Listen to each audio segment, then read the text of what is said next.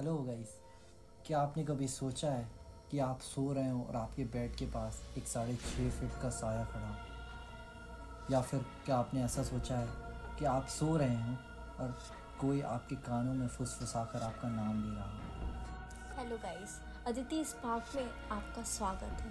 आज हम लेके आए हैं एक हॉरर स्टोरी जो कि जुड़ी हुई है लखनऊ के एक छोटे से गांव एंड वो सब एक सिमर नाम की लड़की के साथ हुई। सिमर जिसने बचपन से ही भूत प्रेत के बारे में बहुत कुछ सुन रखा था, पर उसे यही नहीं मालूम था कि ये सारी चीज़ें उसके साथ होंगी। मात्र 16 साल की उम्र में कुछ उसने ऐसा सहा था जिसकी आप कल्पना भी नहीं कर सकते। रोजाना की तरह सिमर अपने स्कूल से घर की ओर आती है। घर आते ही उसके मम्मी पापा को यह एहसास होता है कि सिमर का व्यवहार कुछ बदला हुआ सा है। सिमर ना ही खाना खा रही है, ना ही किसी से बात, ना ही वो अपने दोस्तों और भाई बहनों के साथ खेल पाती है। सिमर एक दिन रात को अपने कमरे में सो रही थी कि तभी सिमर को उसके कानों में किसी के फुसफुसाने की आवाज़ सुनाई देती है। कोई उसका नाम पुकार रहा था। उसकी आँख खुलते ही उसने पाया कि उसके पैरों के पास एक लंबा चौड़ा साया खड़ा हुआ था। वह उसे देख रहा था।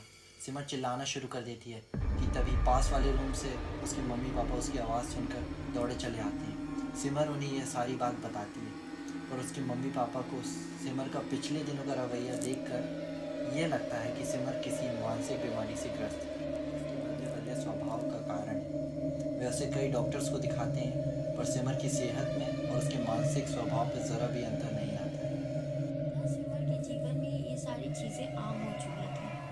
कभी उसे लगता कि उसके रूम से किसी के रोने की आवाज़ सुनाई दे रही, तो कभी उसे लगता जब वो सो रही है तो उसके पीछे कोई लेटा हुआ है।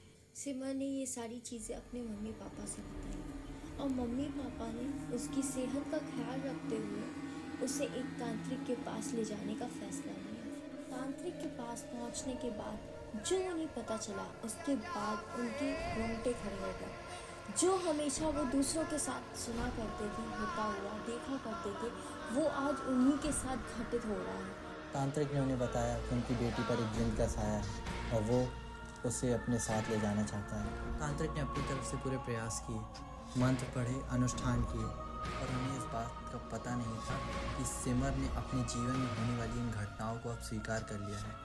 वह जिन के चंगुल में कुछ इस तरीके से फंस चुकी थी कि अब मानो उसने जिन को स्वयं ही स्वीकार कर लिया था। इधर सिमर के बदले बर्ताव के कारण उसके दोस्तों ने भी उसके साथ रहना छोड़ दिया था और सिमर मानो सदा के लिए कभी ना बदलने के लिए बदल चुकी थी। तो आज के लिए बस इतना ही। अगर आपके पास भी ऐसी ही कोई हॉन्टेड स्टोरीज हैं तो आप वो हमें मेल पर या कमेंट बॉक्स में शेयर कर सकते हैं।